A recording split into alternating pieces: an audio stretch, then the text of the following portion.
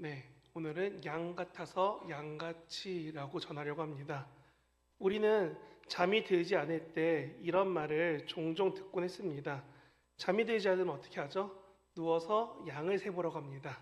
그러면 꼭 만화나 아니면 영화나 이런 데 보면은 사람이 베개에 누워 있는데 머리 위에 울타리가 하나 생기면서 양이 넘어갑니다. 하나씩 매 하면 넘어가고 있습니다. 그거를 어려서부터 보고 자라서 그런지 제 또래나 저보다 어린 친구들은 그게 마치 당연한 것처럼 생각합니다. 그래서 잠이 오지 않으면 자연스럽게 얘기하죠. 양을 세! 하면 양을 세고 있습니다. 그러다 보면 잠들어 있는 아이들을 만나곤 했습니다. 우리 생각 속에 있는 양은 제가 말한 것처럼 하얗고 순하고 매 하면서 우는 마치 되게 연약한 존재로 생각하고 살아갑니다. 하지만 아이들과 함께 요 강원도나 요 근처 어디에 양떼를 보러 가신 분들은 아실 겁니다. 양털이 그렇게 깨끗하지 않습니다. 양털 가시면은 흰색 아닙니다. 거의 흙에 뒹굴어서 뒹굴뒹굴한 그 색깔과 함께 부르면 안 옵니다. 가라고 하면 또 옵니다. 먹을 거 주면은 좋다고 저 멀리서 뛰어옵니다. 그리고 이 친구들이 어느 정도냐면은 자기가 덥다고 옆에 있는 친구 더워야 된다고 자기 털이 이만큼 있는데 옆 친구한테 붙습니다. 너도 같이 더워야 돼. 그리고 추울 때는 얘가 따뜻한 게 싫어요. 그래서 멀어집니다. 그리고 앞이 안 보인다고 그 짧은 뿔로 앞 친구 엉덩이를 푹 찌르면서 빨리 가라고 짜증내고, 정말 어떻게 보면은 양을 키우시는 분들이 양을 보면서 제가 말했던 그 환상이 깨진다고 합니다. 착하고 깨끗하고 그럴 줄 알았는데 이거는 털 안 깎아주면 몸이 이만해져도 모르고 정말 감당이 안 된다라고 말하는 게 양입니다. 그런데 오늘 본문은 우리를 향해서 뭐라고 하냐면 양이라고 합니다. 6절 보면 이렇게 써 있습니다. 네, 조금만 줄여주시겠어요? 방송실 제가 너무 커서 그런데 조금 줄여주세요. 6절에 보면 이렇게 써 있습니다. 우리는 다 양 같아서 그릇 행하여 각기 제 길로 갔다고 라고 합니다. 우리를 다 뭐라고 했죠? 양이라고 합니다. 제가 방금 말했던 그런 양이라고 지금 본문은 말하고 있습니다. 왜냐하면 유대인들은 목축을 하면서 양을 꽤 많은 사람들이 키웠습니다. 지금 우리가 닭이나 소나 돼지를 키우는 것처럼 유대인들은 그 당시에, 아니 이 구약을 쓰일 때만 해도 정말 많은 사람들이 양을 키우고 있었습니다. 그런데 그들이 뭐라고 하냐면 성경책에서 말합니다. 너희 모두가 다 양이다 라고 합니다. 그럼 우리 옆에 계신 분들이 다 양입니다. 저도 양이고 여기 계신 모든 분이 다 양입니다. 그럼 우리는 여기 다 몇 마리의 양이 있는 거죠? 한 50마리? 한 100마리? 예수님 말씀하신 것처럼 99마리의 양이 여기 있습니다. 오전에 계시고 사라진 분들, 잃어버린 양은 아니지만 어디 계셨을까요? 저희가 이렇게 양의 얘기를 정말 많이 들었는데 오늘 본문이 참으로 중요한 본문이라고 말하고 있다는 것은 생각보다 많이 모르고 계십니다. 오늘 본문은 우리가 볼 때는 이사야 53장 4절에서 6절이지만 사실 구약 성경에서 보면 이사야는 큰 두루마리입니다. 요만큼 글이 써 있는 큰 두루마리가 이사야입니다. 그럼 이사야를 요만큼 쪼개져 있는 글을 찾아서 읽는 겁니다. 장절 없습니다. 그냥 본인들이 읽던 게 익숙해져서 아 이쯤 피면 이거 있겠구나 하고 펴서 찾아서 읽던 게 옛날 구약 시대의 성경책입니다. 근데 그 중에서 장절이 없는데도 이 내용이 너무나 유명해지니까 사람들이 이름을 붙였습니다. 53장 그리고 52장부터 53장까지 내용들을 놓고 뭐라고 하냐면 이렇게 말합니다. 고난받는 종의 노래라고 말을 합니다. 그리고 그 중에 가장 중요하고 가장 많이 말하고 가장 이슈가 되는 부분이 오늘 제가 읽었던 4절부터 6절까지 내용입니다. 그래서 교회에서 많이 들어보신 겁니다. 어디선가 많이 들어봤죠? 아, 목사님이 양 얘기라는 곳이구나 라고요. 그런데 이게 왜 중요하냐고 나오냐면 사도행전 8장에 보면은 빌립이 에디오피아의 네시, 그러니까 내관을 만납니다. 우리식으로 말하면 행정부 차관, 장관 이런 식으로 행정을 맡고 있는 사람을 만났습니다. 근데 그 사람이 에디오피아부터 마차를 타고 이스라엘까지 와서 빌립을 만나서 하는 말이 무엇이냐면 나 이 성경책이 있는데 이해 안 되는 데가 있어요. 그래 어디에요? 했더니 말하는 데가 오늘 본문입니다. 그 사람들도 그렇게 멀리까지 와서 궁금해서 정말 알고 싶었던 본문이 오늘 본문이라고 말합니다. 그리고 빌립은 이 본문이 예수님 이야기입니다라고 말하는 게 사도행전에서 나오는 이야기입니다.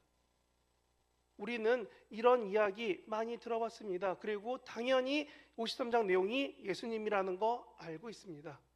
그런데 오늘 이야기에서 당연히 예수님 되는 거 말고 이게 예수님이 안 되면 어떻게 되느냐? 유대인들은 이 본문이 아직 오지 않은 새로울 메시아 중 하나의 이야기다라고 말하고 있습니다. 그래서 유대교와 기독교가 가장 먼저 갈라지는 본문 중 하나가 구약이 어디입니까? 하면은 대부분이 이 본문을 말합니다. 개신교 사람들은, 기독교 믿는 모든 사람들은 이 본문을 보고 이건 예수님이 우리를 위해 십자가에 죽으셨어요 합니다. 하지만 유대인들은 말합니다. 아직 오지 않은 메시아를 왜 예수로 한정하느냐라고요. 저는 다시금 여러분에게 묻고 싶습니다. 하나님이 우리 죄를 왜 이 본문에서는 전혀 모르는 하나의 양에게 다시금 뒤집어 씌우고 있을까요? 본문 4절에 이렇게 말합니다. 우리의 질고를 지고 우리의 슬픔을 당하였다라고 합니다. 누구 때문에요? 우리 때문에 잘못을 누군가가 지금 대신 당하고 있습니다. 그리고서 우리는 말하죠. 한마디로 그건 쟤 때문이야 라고요. 저희의 죄 말고 제가 잘못해서 그래 라고 하는 제3자를 욕하듯이 당연히 예수님 탓을 해와버립니다. 그런데 다시금 돌아와서 보면은 지금 예수님이 아니라 메시아가 되는 순간에, 메시아가 아니라 다른 어떤 사람이 되면은 이거는 하나님이 매우 나쁜 사람이 됩니다. 나쁜 신이 됩니다. 구약시대 때의 기본적인 법은 이것입니다. 내가 얘를 때렸어. 그럼 나도 한 대 맞는 겁니다. 왜냐하면 힘 있는 사람이 당연히 더 때리고 죽이기까지 하니까 그렇게 못하게 하는 게 동행보복법입니다. 내가 한 대로 갚아주라는 겁니다. 그런데 지금 오늘 본문 보면은 53장 4절에서 뭐라고 써있냐면 내 탓도 아닌 우리의 탓 때문에 누군가 특정 인물이 죽어가고 있습니다. 당연히 벌 받아야 됩니다. 근데 벌만 받는 게 아니라 손가락 잡아서 놀리기까지 합니다. 에휴, 너 때문에 죽는 거야 라고요. 우리는 이 본문을 읽을 때 꼭 생각합니다. 뭐라고요? 예수님이 참 우리 때문에 죽으셨구나 라고요. 그래서 그 생각을 가지고 오늘 본문을 읽으면 6절이 그냥 읽힙니다. 뭐라고요? 우리는 다 양 같아서 그릇 행하여 각기 제 길로 갔거늘 이라고요. 근데 죄송합니다. 목사가 할 말은 아니지만 이 본문을 정말 오늘날에 맞게 감히 말한다면 이렇게까지 말할 겁니다. 저 양새끼가 뭐한 잘났다고 저러고 살아. 죄송합니다. 제가 감히 설교대에 할 말은 아닌데 이렇게 유대인들은 듣는 순간에 양 같아서라는 말이 확 와닿았습니다.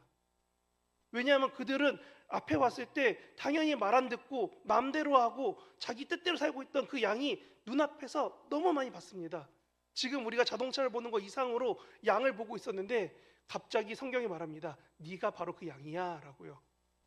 단순히 너가 양 같다가 아니라 그만큼 욕하고 무시하고 멸시하며 우리가 막대하고 싶은, 피하고 싶은 그런 존재처럼 우리가 행하고 있다는 게 6절에서 말하는 너희가 양 같다라는 말입니다. 우리가 언제부턴가 창세기에 지었던 하나님을 따라서 지어진 피조물에서 어느 순간 세상이 말하는 보통 수준에 맞춰 살아가려고 합니다. 성경에서 말하는 하나님의 자녀들이 아니라 세상의 자녀들처럼 우리가 세상의 기준에 맞춰서 살아갑니다. 흙에서 사람이 되었다가 하나님과 가까워졌다가 이제는 세상에 있으면서 하나님과 멀어진 채로 살아가는 게 당연하다라고 말하며 이렇게 말하죠. 나 또한 세상의 기준에 맞춰서 살면 돼라고 말합니다. 그리고 그 다음은 뭐라고 하냐면 이렇게 말하더군요. 세상과는 달라야 되니 너는 이 정도만 해도 돼 라고요. 누군가 저에게 이렇게 말했습니다. 교회에 갔을 때 왜 이렇게 봉사하고 이렇게 찬양하고 이렇게 예배합니까? 라고 제가 제 친한 동생한테 되게 코로나 때 안 나와서 구박을 했더니 이렇게 한마디 하더군요. 내가 이렇게 힘든데 이렇게라도 교회에 와서 이렇게라도 예배드리면 얼마나 좋으냐고, 하나님이 기뻐하셔야 된다 라고 말하던 친구도 있었습니다. 우리는 우리의 잘못을 예수님이 대신 짊어지시는데 마치 부모님 돈이라면서 비싸고 좋은 선물을 사달라고 떼쓰는 그런 아이처럼 우리의 잘못을, 우리의 죄가를, 우리의 책임을 다 넘겨버립니다. 그리고 교회 와서 한마디 하죠. 하나님, 제가 이렇게라도 왔어요. 나 좀 받아주세요. 우리는 어느 순간부터 하나님 앞에서 양같이 하고 있습니다. 아니, 양과 사람 사이 그 중간 어디쯤 우리가 많이 말하던 양아치처럼 된 채로 살아가고 있습니다. 그래서 오늘 본문이 말합니다. 양 같아서 양같이, 그리고 하나는 제가 감히 주보에 실을 수 없었습니다. 네, 그렇게 되어버리는 겁니다. 예수님이 사실 우리처럼 사람이 필요가 없습니다. 하나님은 우리를 만드셨습니다. 그리고 하나님이 우리를 만드실 때 자기 형상으로 만드셨기 때문에 굳이 예수님이 사람이 될 필요도 없고 사람이 되어서 죽을 필요가 없습니다. 근데 구약에서 기준이 뭐였냐면 이 사람의 잘못은 대신 똑같은 게 죽어야 되는 겁니다. 피에는 피로, 생명에는 생명으로라는 규칙이 있습니다. 그러다 보니 예수님이 직접 사람이 되셔서 죽을 수밖에 없었습니다. 우리 인간들이 지은 죄가 너무 많아서요. 예수님이 구약 제사에 말하는 어린 양이 직접 되셨습니다. 왜냐하면 죄 없는 무언 동물이 죽어야 되는데 사람이 바칠 수 있는, 개인이 바치는 기본적인, 개인이 바쳐야 되는 동물 중 하나가 어린 양이었기 때문입니다. 그래서 구약을 아는 기독교인들은 신약을 읽으면서, 구약을 읽으면서 예수님이 어린 양이다라고 말할 때마다 더 간절하게 와닿았습니다. 아, 나 때문에 대신 죽은 예수님이 계시구나라고요. 나의 죄 때문에 대신 제사에서 죽듯이 예수님이 나 때문에 죽었습니다. 출애굽기에서 제사는 이렇게 시작합니다. 내가 갖고 온 소, 양, 그런 동물을 놓고서 머리에 손을 얹고 얘기합니다. 하나님, 나의 죄를 이 소에게 넘기니, 이 양에게 넘기니, 하나님, 이 양의, 이 염소의 피를 보고 내 죄를 용서해 주세요. 양 한 마리 지금 사면 비쌉니다. 근데 내가 매일마다 잘못했다고 매일마다 만약에 회개 제사를 드려야 되면은 나는 아침 저녁으로 양을 죽여야 되는 겁니다. 그만큼 예수님이 죽으심이 정말 값지다는 것을 당시에 목축을 하던 많은 사람들은 알고 있었고, 그 문화 속에 살아온 처음에 예수님을 만났던 사람들도 예수님이 어린 양이라는 게 너무나 절절하게 와닿았습니다. 그런데 그들에게 전해진 이야기가 예수님의 죽음 이야기입니다. 저희 복음서는 4권으로 되어 있습니다. 예수님이 우리 죄 때문에 죽으셨다는 이야기가 4권에 쓰여 있고 4권이 각각 다르게 말하고 있습니다. 저는 이 부분이 참 중요하다고 배웠습니다. 왜냐하면 성경의 4권이 서로 다른 얘기를 하고 있기 때문에 그렇다는 겁니다. 만약에 성경책 마태, 마가, 누가, 요한의 마지막이 다 똑같이 한 가지 말로 똑같이 끝나버린다면 지금 역사가들도 말합니다. 그것은 사실이 아니라 누군가 꾸며낸 이야기를 기록한 것이다 라고요. 그리고 만약에 복음서가 한 권이었다면 우리는 주변 사람들한테 전도할 수 없습니다. 성경에 써있대. 그건 니네 얘기잖아. 복음서가 4권인데도 안 듣는 사람들한테 복음서가 한 권이었으면 예수님의 부활은 참 전하기 힘든 이야기가 됩니다. 그런데 마태복음 27장 28장에 보면은, 마가복음 16장 8절 이후로 보면, 누가복음 24장을 보면, 요한복음 21장 22장 내용을 보면 서로가 다 다른 예수님의 부활 이야기를 합니다. 그러면 우리는 들으면서, 읽으면서, 보면서 알게 되죠. 아, 참 많은 사람들이 예수님을 만났구나 라고요. 그런 목적도 있지만 사실은 예수님의 부활 사건이 진짜라고 말하는 더 많은 사람들이 있다라는 걸 증명하고 있는 것입니다. 그리고 그와 같이 우리도 예수님의 이야기가 우리 삶에 녹아 있습니다. 그렇기 때문에 우리도 예수님을 말하고 있지만 우리 모두가 다 동일하게 말하는 것, 복음서도 동일하게 말하는 것 한 가지입니다. 예수님의 죽으심이 다 알고 있지만 예수님의 죽은 무덤은 비어 있습니다 라고요. 내 삶에서 죽은 예수의 자리는 없습니다. 오직 살아계신 예수님의 이 자리만 남아있다는 겁니다. 그렇기 때문에 우리는 이 한 가지에 집중해야 됩니다. 예수님이 부활하신 것은 진짜 사실입니다. 저 먼 나라, 우리 지구 반대편쯤 저 어디쯤 있는 그 나라에 예수가 살아난 게 아니라 내 삶에서 나의 죄 때문에 대신 죽으시고 부활하신 예수님이 날 위해 살아나셔서 나 또한 그 죄에서 벗어나게 하실 거다라는 걸 믿게 된다는 겁니다.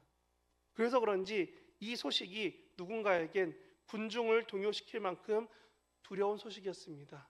그래서 돈 주고 입막음을 했죠. 누군가에게는 이 소식을 처음 본 사람이 사회적 약자인 여성이었기 때문에 그의 말을 듣지 않았습니다. 누군가는 예수님이 죽으심에 실망하여서 자기 원래 살던 대로 도망가고 있었습니다. 아니, 실족해서 터벅터벅거리며 걸어가고 있는 중간에 예수님을 만나게 됩니다. 누군가는 직접 눈으로 보고 만져봐도 믿기 어려워서 당신은 예수님이 아니다라고 말하고 있습니다. 그 사건들이 모이고 모였는데 우리 또한 여기 모인 우리 100마리의 양들은 서로 다른 경험을 가지고 있습니다. 각자에게 맡은 예수님의 사랑은, 부활 이야기는 서로 다릅니다. 하지만 다 같이 똑같이 맞지 않지만 다 같이 한 가지 말합니다. 뭐라고요? 예수님이 날 위해 죽으시고 부활하셨습니다. 그래서 고린도전서 15장에서는 뭐라고 하냐면 이 부활 사건이 거짓말이면 어떻게 되겠냐라고 말하는 겁니다. 이사야 53장에서는 우리 때문에 예수님이 죽으셨습니다. 복음서에서는 우리 때문에 죽은 예수님의 이야기가 진짜입니다 하고 나서 고린도전서에 왔더니 뭐라고 하냐면 부활이 없으면 우리는 다 헛것을 믿고 있다라고 하는데 고린도전서 15장 제목이 뭐냐면 부활장입니다. 우리가 헛것을 지키게 된다는 것은 무슨 말이냐면 제 주변에 많이 봤습니다. 주식이나 아니면 요즘 젊은 사람들이 많이 하는 코인이나 이런 것들을 해서 열심히 이게 돈이 됐다가 돈이 안 된 날이 옵니다. 그러면 저 어릴 때 이런 말 들었습니다. 상장 폐지된 주식은 휴지 조각이라고 하면서 막 찢어서 막 버리는 것들이 드라마에서 보던 이야기입니다. 그런데 우리가 믿는 예수가 그런 헛것이면은 세상에서 우리를 볼 때 뭐라고 하냐면 너네는 헛것, 헛개비를 쫓아가는 사람들이다 라고 말합니다. 고린도전서 15장 17절 한번 보여주시겠어요? 새한글 성경에 이렇게 쓰여 있습니다. 그리스도께서 일으키심을 받아 부활하지 못하셨다면 여러분의 믿음은 쓸데없는 것이고 여러분은 아직도 여러 죄 가운데 있는 것입니다. 다시 한번 읽어보겠습니다. 그리스도께서 일으키심을 받아 부활하지 못하셨다면 우리는 믿음이 쓸데없게 되고 우리는 아직도 여러 죄 가운데 있게 됩니다. 이사야 53장에서 말했습니다. 우리의 죄를 누가 대신 짊어졌다라고요. 그분이 예수님이고 그분이 부활하셨기 때문에 우리한테 이게 의미 있는 건데 예수님의 부활하심이 거짓인데 믿는 우리는 얼마나 어리숙하고 바보 같을까요? 우리가 믿는 게 거짓말이면 우리 교회와 우리 옆에 주변에 많은 십자가와 그리고 전 세계에 있는 그 교회에서 많은 교회들이 다 예수님을 구세주로 고백하는데 그 모든 모임들이 다 나사렛 이단 괴수를 믿는 걸까요? 성경은 말합니다. 그들을 그냥 둬라. 왜냐하면 그들이 진짜면 핍박하는 너희가 징계를 받을 것이고 그들이 만약에 거짓말이면 나사렛 이단 괴수는 곧 흩어질 거다라고 말합니다. 그래서 그런지 우리 개신교회는 참 많은 이단이 있습니다. 근데 잘 보니까 이 부활을 믿는 교회에 왜 이단이 많을까? 왜 많고 많은 하나님과 예수님과 성령님이 이 나라에도 많이 있을까? 생각해 보니 복음이 진실하기 때문이고 두 번째는 정말 공부를 많이 하고 열심히 연구해야지만 증거할 수 있는 게 아니라 내 믿음을 전하기만 해도 복음이 증거되고 전도되고 변화되는 하나님이 사용하시는 사람들이 정말 많다는 겁니다. 정말 진실되고 정말 누구나 전할 수 있기 때문에 그런지 이 이야기를 자기 이야기로 바꾼 사람들이 그 이단들도 정말 많아지는 겁니다. 우리가 말하는 믿음, 우리가 말하는 이 이사야 53장이 예수님이다라는 그 믿음, 날 위해 죽으신 분이 계시다는 믿음, 그리고 내가 죄가 해결되고 나 또한 부활할 거라는 믿음, 그 믿음만으로 우리는 당연히 세상에서 복음을 증거할 수 있도록 허락받은 겁니다. 아니, 내가 당연히 말해야 될 그 말이 내 입술에 담기게 되는 겁니다. 복음의 증언을 허락하시고 믿음의 고백을 허락하도록 하나님이 우리 가운데 할 말을 허락하셨습니다. 우리는 이 믿음이 헛되지 않게 하기 위해서 세례를 통해서 우리의 죽음을 고백하였습니다. 육체적으로 죽는 것이 아니라 세상에 내 욕심대로 따르던 내 삶을 끊어내겠습니다라고 고백하고 세례를 받고 예수님의 죽으심을 기억하겠다고 성찬에 참여하였습니다. 그런데 우리가 지금 믿고 있는 믿음이 하나님의 나라에서 하나님과 함께 하겠다는 그 믿음, 내 죽음 후에도 하나님이 함께 하실 거라는 믿음, 아니 죽은 사람들까지도 하나님께서 부르셔서 함께 하나님을 믿게 하실 거다는 믿음이 계속 지켜가야 되는데, 우리는 솔로몬이 전도서에 말한 것처럼 너무나 헛되다에 빠져 있습니다. 그것이 지금 오늘 본문이 말하고 싶었던 양 같아서입니다. 내가 예수님이 없이 양처럼 살아가면은 솔로몬이 말한 것처럼 그냥 헛되게 살아갑니다. 그러면 예수님의 죽으심도 부활하심도 헛것이 되고, 바울처럼 혹은 우리나라에 올 때까지 그 전도하며 증거하며 살아갔던 모든 사람들의 죽음도 헛것이 됩니다. 그리고 내가 지금 내 자녀를 위해, 내 자손을 위해 열심히 증거하고 삶에서 몸부림치던 그 사랑도 헛것이 되어버립니다. 그래서 허튼 짓하고 살면은 우리도 양같이 되는 겁니다. 허튼 짓으로만 살아가면은 우리는 양으로서만 살아가는 겁니다. 아니, 양이었다 사람이었다는 양아치 그 어디쯤에서 살고 있는 겁니다. 그래서 저는 오늘 본문 제목을 그렇게 정했습니다. 양 같아서, 아니면 양같이. 나는 양 같아서 하나님의 절대적인 도움과 예수님의 죽으심이 꼭 필요하십니까? 아니면 나는 양같이 날 위해 마음대로 행하며 크게 뒹구며 앞사람을 찌르며 그렇게 마음대로 사시겠습니까? 우리의 믿음이 헛되지 않는다고 믿는 모든 성도님들이 날 위해 죽으신 예수를 기억하며 오늘도 이번 주도 힘내어 살아가시기를 진심으로 응원하며 기도하겠습니다.